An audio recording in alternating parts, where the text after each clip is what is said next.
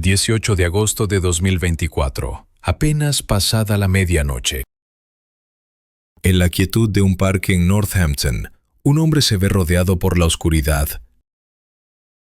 Y en cuestión de momentos, un ataque brutal lo deja luchando por su vida. Cuando la ayuda finalmente llega, la escena es tan violenta que los oficiales saben al instante que no fue una confrontación al azar. Años antes, el 4 de julio de 2020, niños jugaban a escasos metros cuando un súbito tiroteo desgarró la urbanización. Testigos observan con horror mientras un joven se desploma, víctima de un asesinato a quemarropa. Lo que ocurrió aquel día no fue una disputa ni una advertencia. Fue un error mortal. Esta es la historia de Tommy Boom e Imani Ali Muir, y de dos asesinatos tan súbitos y despiadados que incluso detectives experimentados lucharon por comprender la brutalidad detrás de ellos. Tommy Boom tenía una vida que parecía muy distinta.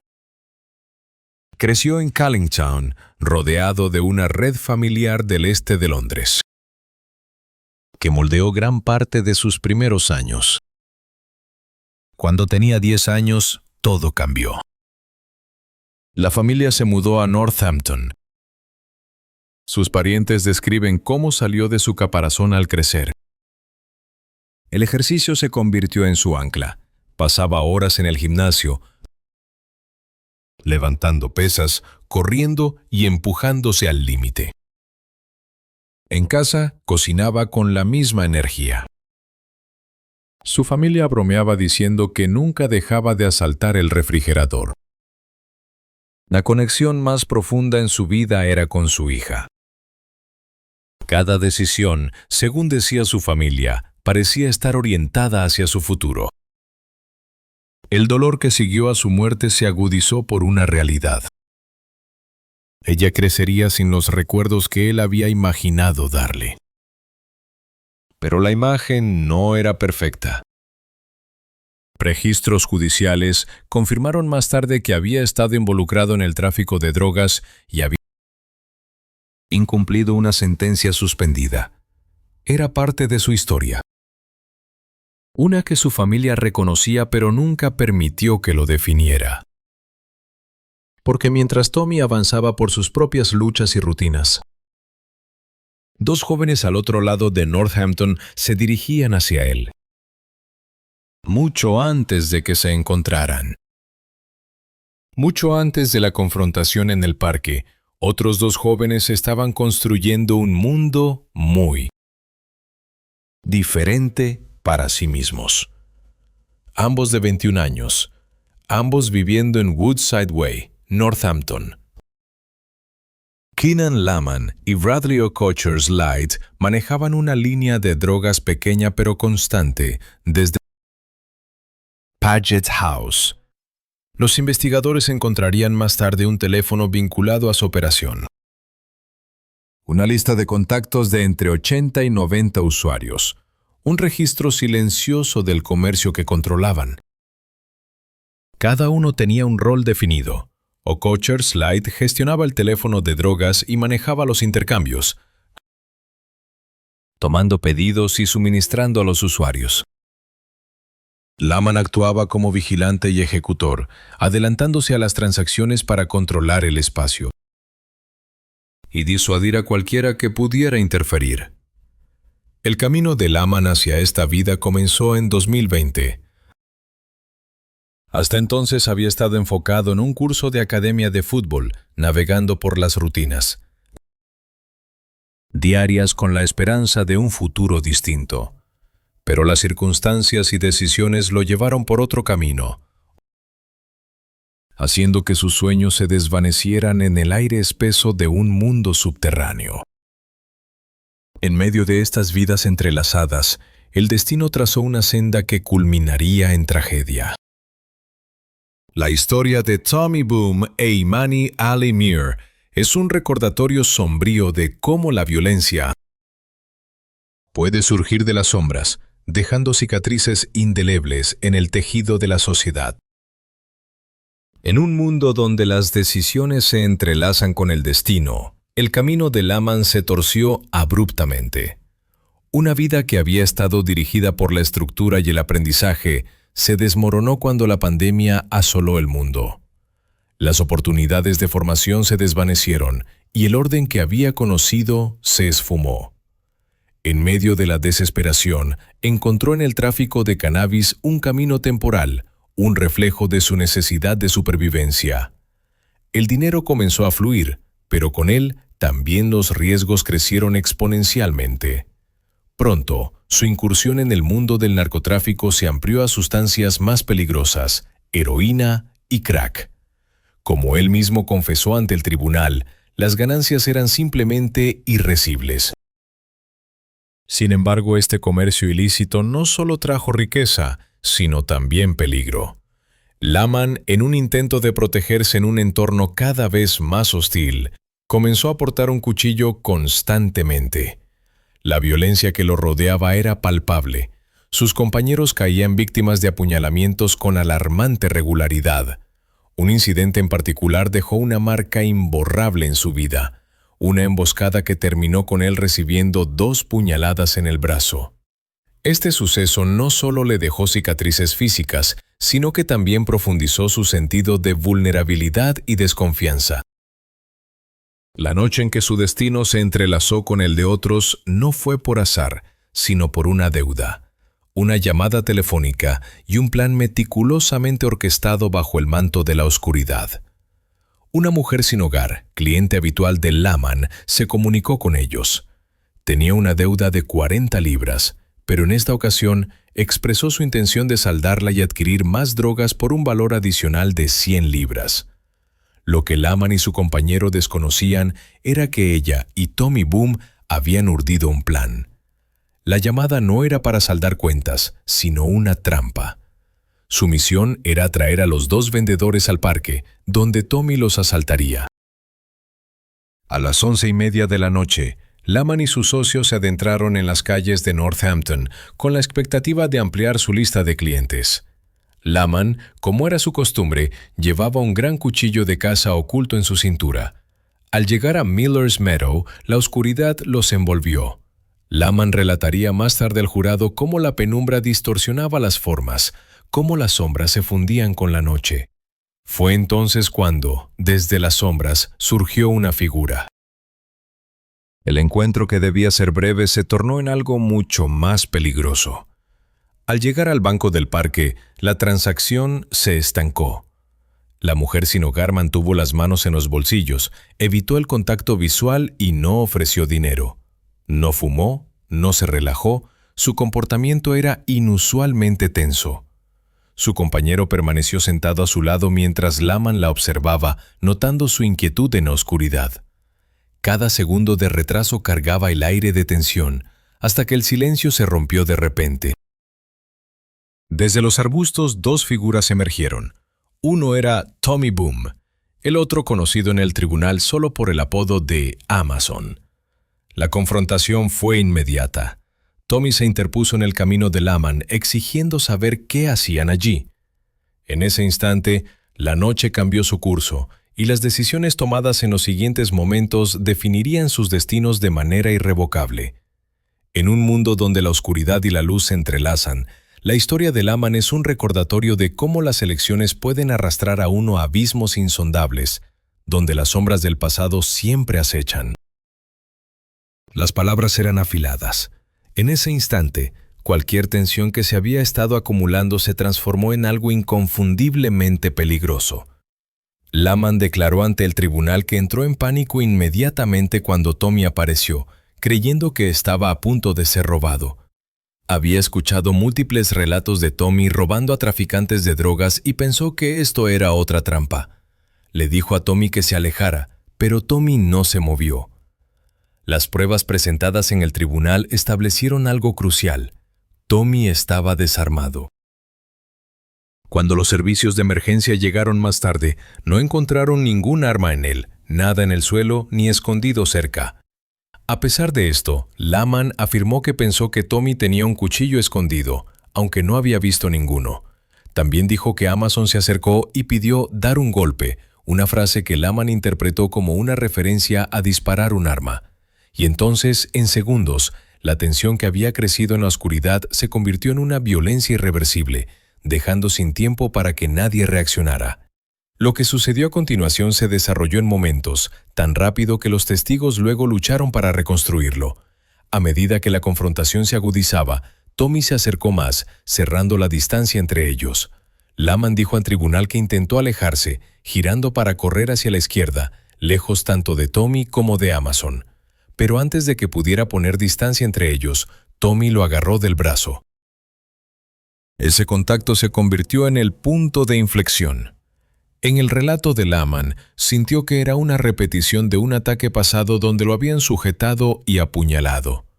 Si ese miedo era real o imaginado, el jurado luego determinó que fue lo que definió el instante que siguió.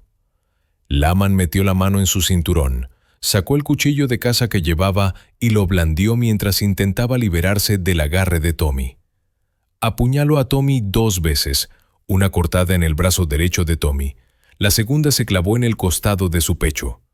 Fue esta herida la que la autopsia confirmó como fatal. Una sola puñalada lo suficientemente profunda como para colapsarlo donde estaba de pie. Los servicios de emergencia llegaron rápidamente. Las luces azules cortaron la oscuridad, los paramédicos trabajando en Tommy en el sendero donde cayó.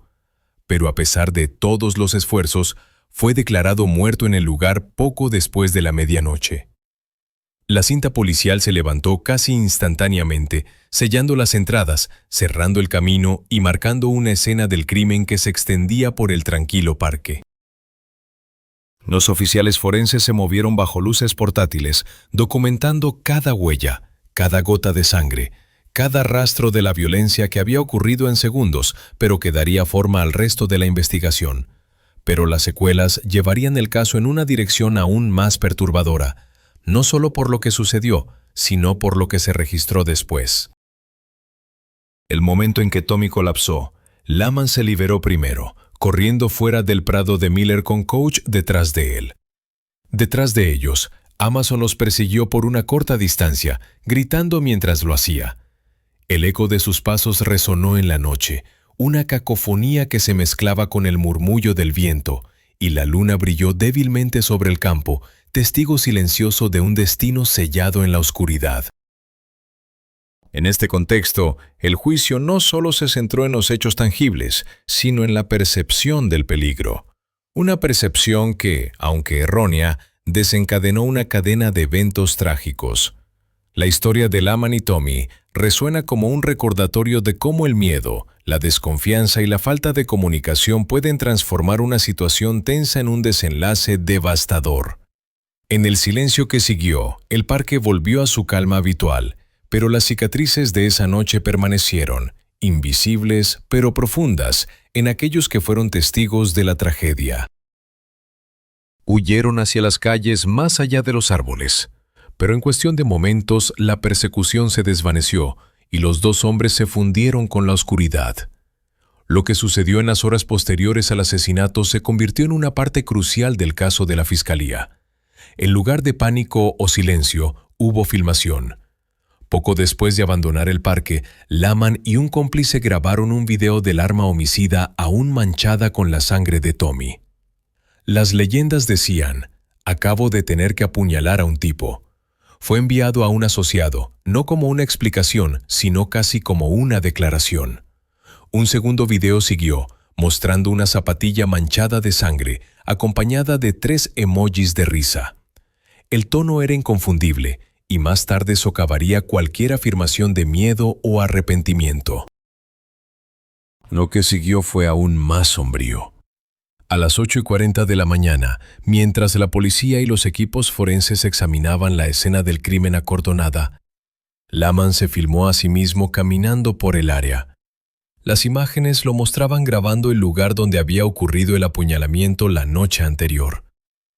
No permaneció en Northampton por mucho tiempo. Poco después de filmar la escena, abordó un tren hacia la zona de Birmingham, dejando atrás la ciudad antes de que los oficiales hubieran siquiera confirmado una lista de sospechosos. Para la mañana siguiente, la escena estaba sellada. Los sospechosos habían desaparecido y los detectives corrían contra el tiempo para desentrañar la verdad. En las primeras horas tras la muerte de Tommy Boom, la policía de Northamptonshire trató el prado de Miller como un incidente grave de rápido desarrollo.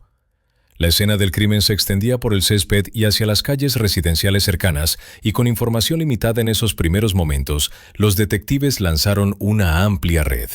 Se lanzó un llamamiento público, abriendo un portal en línea donde los residentes podían subir grabaciones de CCTV, imágenes de móviles o información de forma anónima. Era un enfoque moderno y comunitario para un caso que dependía en gran medida de reconstruir movimientos minuto a minuto. Para el mediodía del jueves, 4 personas habían sido detenidas: un hombre de 18 años y 3 mujeres de 40, 38 y 29 años. Todos habían sido arrestados bajo sospecha de participación en el asesinato. Los oficiales interrogaron extensamente a cada uno de ellos, verificando sus declaraciones con datos de cámaras de seguridad, registros de llamadas y testimonios de testigos. En 24 horas, los detectives confirmaron que los 4 habían sido eliminados de la investigación. Sus arrestos subrayaron la rapidez con la que avanzaba la investigación, pero también lo poco que aún se sabía sobre los eventos precisos en la oscuridad del parque. A medida que continuaban las investigaciones, la cooperación con la policía de West Midlands se volvió esencial. Las pruebas digitales, los patrones de movimiento y la inteligencia comenzaron a apuntar lejos de Northampton y hacia Birmingham, donde se creía que los sospechosos habían viajado inmediatamente después del asesinato. En este complejo rompecabezas, cada pieza de información era crucial para desentrañar la verdad detrás de la brutalidad de aquella noche. Una verdad que se oculta entre sombras y susurros en la vasta red de la ciudad. En última instancia, este caso es un reflejo de cómo la tecnología y la comunidad se entrelazan en la búsqueda de justicia y de cómo la luz de la verdad puede emerger incluso de los actos más oscuros de la humanidad. De una vida atrapada en la violencia. El caso de Tommy Boom se convirtió en un reflejo sombrío de las realidades que acechan en las sombras de las ciudades británicas, donde la vida puede cambiar en un instante y las decisiones impulsivas pueden tener consecuencias irrevocables. La investigación, que comenzó con un simple rumor en las calles, se transformó en una operación meticulosa que cruzó jurisdicciones y unió fuerzas policiales en una misión común. La captura de Daniel Larman y Katie Okocha no fue solo un triunfo para la justicia, sino también un testimonio de la perseverancia y la colaboración en el cumplimiento de la ley. La complejidad del caso se vio acentuada por la participación de otros individuos, cada uno jugando un papel en el trágico desenlace de esa fatídica noche.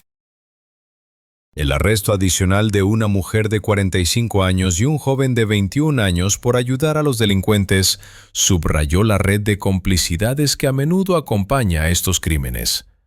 Aunque liberados bajo investigación y fianza, su implicación reflejó cómo el crimen no solo afecta a las víctimas y perpetradores directos, sino que también involucra a quienes, por elección o circunstancia, se ven arrastrados a su órbita. El proceso judicial que se desarrolló en las Cortes de Northampton fue un escenario donde se desnudaron los hechos. Cada testimonio y cada evidencia fueron piezas esenciales en el rompecabezas que los fiscales presentaron ante el jurado. La defensa, liderada por el experimentado barrister Edward Magarian, intentó construir una narrativa de autodefensa, alegando que Larman actuó bajo un temor genuino de ser robado. Sin embargo, la contundencia del testimonio de la mujer sin hogar y las pruebas visuales presentadas erosionaron esta defensa.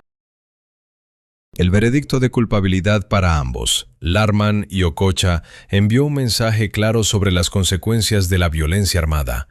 La sentencia de cadena perpetua, con términos mínimos de 24 y 21 años, respectivamente, fue un recordatorio severo de que la justicia, aunque a veces lenta, es inexorable. Las palabras del DCI Johnny Campbell resonaron con fuerza, subrayando el impacto devastador del crimen con cuchillos en las comunidades. Tommy Boom, un hombre de 30 años con sueños y un futuro por delante, se convirtió en una estadística más en la lucha contra la violencia. Su historia, sin embargo, es un recordatorio vívido de las vidas que quedan destrozadas en el camino. La familia de Tommy, en su dolor, encontró la fuerza para hablar sobre la pérdida irreparable. Su hija, ahora creciendo sin su padre, y sus padres, que enfrentan el vacío dejado por su partida, son testigos de las cicatrices invisibles que la violencia deja atrás. Las advertencias de sus familiares sobre los peligros de la vida atrapada en la violencia son ecos de una realidad que muchos enfrentan pero pocos logran evitar. Este caso no solo cerró un capítulo oscuro en la vida de una comunidad, sino que también abrió un diálogo sobre la prevención y la necesidad urgente de abordar las raíces de la violencia. En un mundo donde las decisiones momentáneas pueden cambiar el curso de la vida, la historia de Tommy Boom es un llamado a la reflexión sobre el valor de la paz y la importancia de construir un futuro libre de violencia. La historia de llevar cuchillos para protección es apenas uno de los muchos episodios de violencia que se exploran hoy. Sin embargo, años antes, otro trágico acontecimiento se desarrollaría en una urbanización del norte de Londres, cuyas repercusiones resonarían con igual intensidad. Antes de que su nombre apareciera en los titulares, Imani Ali Muir era simplemente un joven del barrio Westbourne en Islington, conocido por casi todos en la zona. Nacido y criado allí, recorría los mismos caminos, parques y bloques que formaban el pulso diario de su comunidad. El Parque Paradise era uno de sus lugares favoritos, junto con la jaula de fútbol donde pasaba horas con sus amigos. A sus 22 años destacaba físicamente, con 1,90 m de altura, y era conocido localmente como un gigante gentil. Aquellos que lo conocían decían que era apuesto, de voz suave y muy querido. Imani también dedicaba su tiempo a ayudar a otros, voluntariaba con niños que tenían necesidades adicionales, apoyando al personal y trabajando estrechamente con jóvenes que enfrentaban desafíos similares a los suyos. Era un rol que disfrutaba y que le otorgaba un sentido de propósito dentro de la comunidad local. Mantenía una relación cercana con sus padres y hermanos, y la pérdida de su abuela a principios de ese año lo había afectado profundamente. La respuesta de la urbanización Westbourne reflejó cuán conocido era.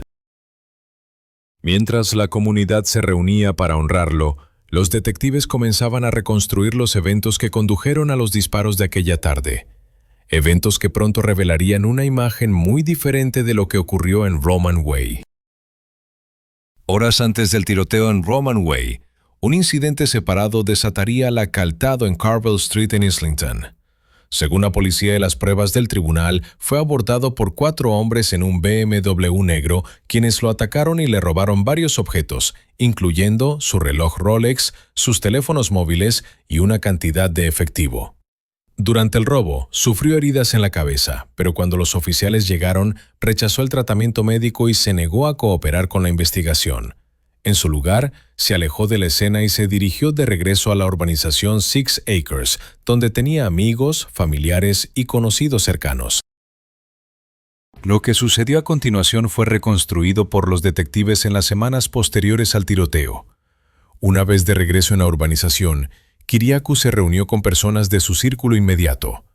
Juntos comenzaron a utilizar la función Buscar mi iPhone para rastrear la ubicación de los dispositivos robados. La señal comenzó a moverse por Islington, dándoles la impresión de que los objetos y posiblemente las personas involucradas en el robo aún estaban cerca. En algún momento de esa tarde, se obtuvo un arma de fuego. Cómo llegó a sus manos no se detalló públicamente, pero la presencia del arma marcaría un punto de no retorno. Así, en el entramado de vidas y decisiones, se tejieron las tramas de un destino ineludible. La historia de Imani Ali Muir es un recordatorio de las complejidades que subyacen a las comunidades urbanas, donde la esperanza y la tragedia a menudo se entrelazan en una danza incierta. En el eco de sus pasos, en las calles que una vez recorrió, resuena una reflexión sobre la fragilidad de la existencia y la urgente necesidad de comprender las raíces de la violencia para forjar un futuro más pacífico. Momentos de la vida de Imani.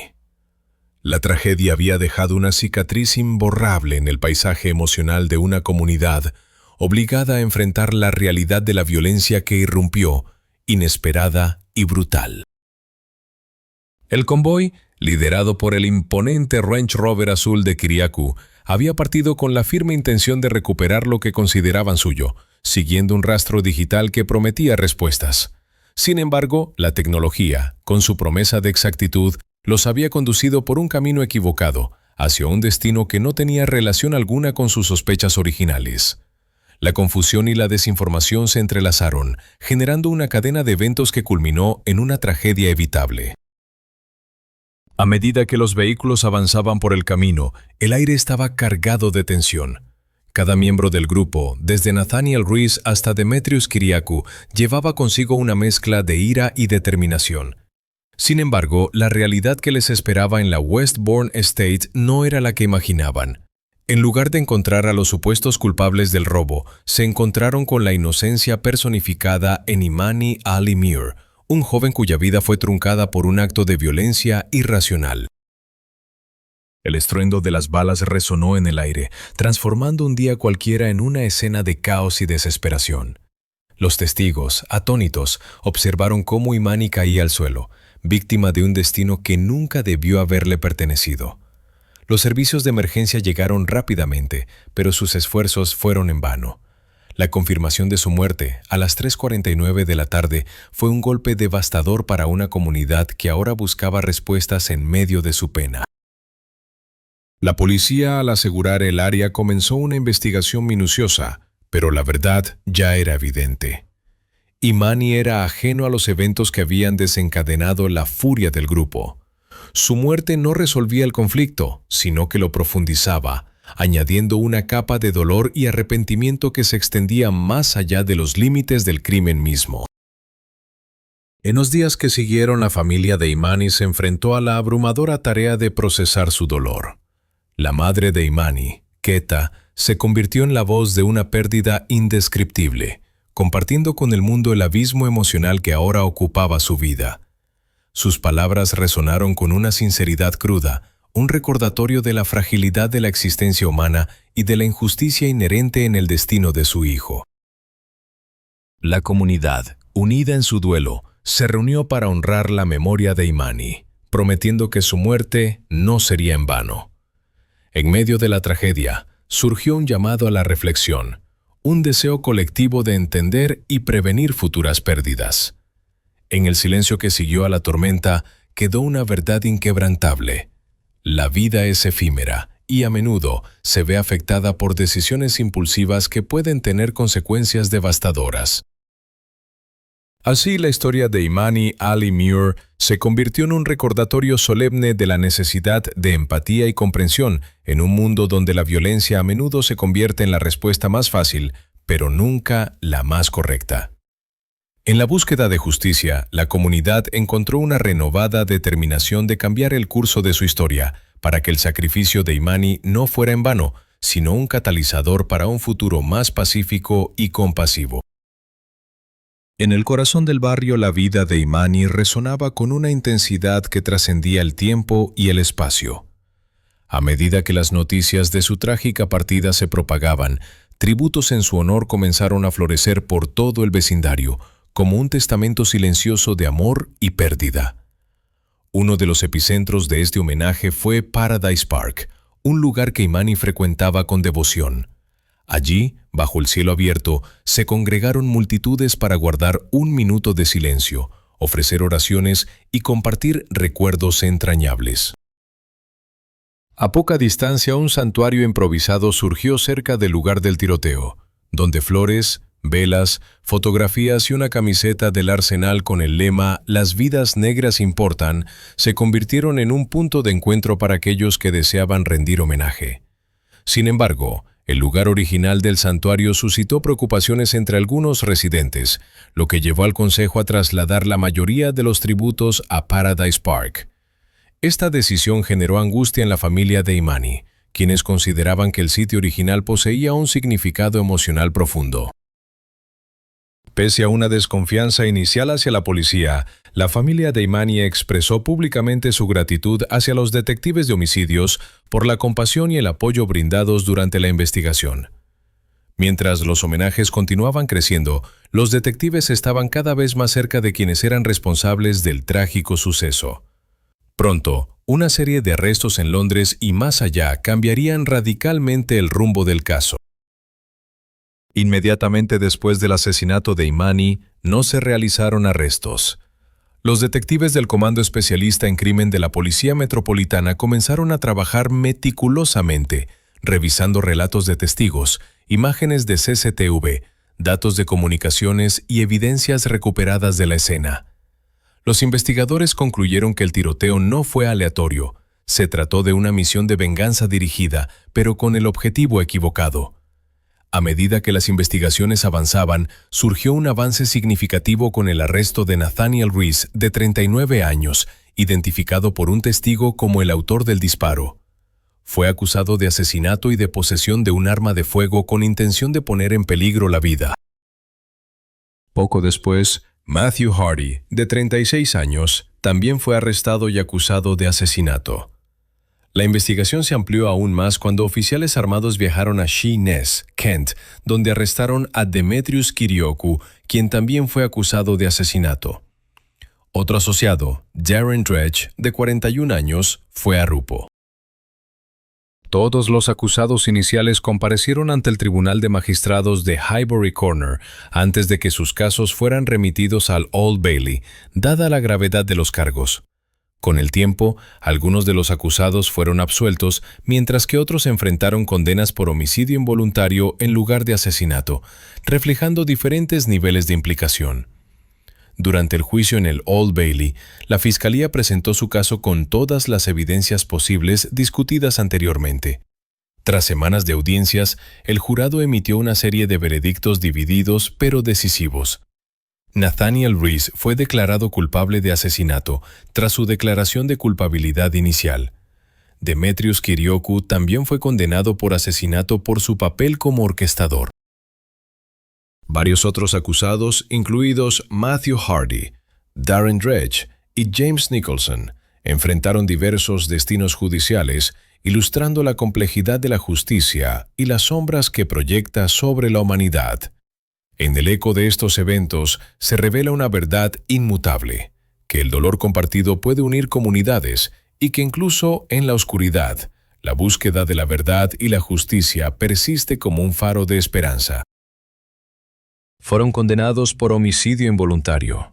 El tribunal aceptó formalmente que Imani Alloway Muir era completamente inocente. Las sentencias reflejaron el papel de cada acusado. Reese fue condenado a cadena perpetua con un mínimo de 33 años y 2 meses. Kiriakou también recibió cadena perpetua con un mínimo de 31 años, incluidas sentencias concurrentes por delitos de drogas y propiedades criminales descubiertos durante la investigación. Hardy fue sentenciado a 7 años y medio más 18 meses concurrentes por delitos relacionados con drogas. Dredge recibió 8 años y medio junto a condenas por propiedades y Nicholson fue condenado a 13 años con la orden de cumplir 2/3 antes de ser elegible para la libertad condicional. Mientras las sentencias se dictaban, un complejo entramado de decisiones judiciales se desplegaba, reflejando no solo la gravedad de los crímenes cometidos, sino también el entramado de circunstancias que rodearon cada caso. Este juicio es un recordatorio de cómo el sistema legal busca equilibrar justicia y rehabilitación, en un mundo donde la verdad y la culpa se entrelazan de maneras a menudo insondables.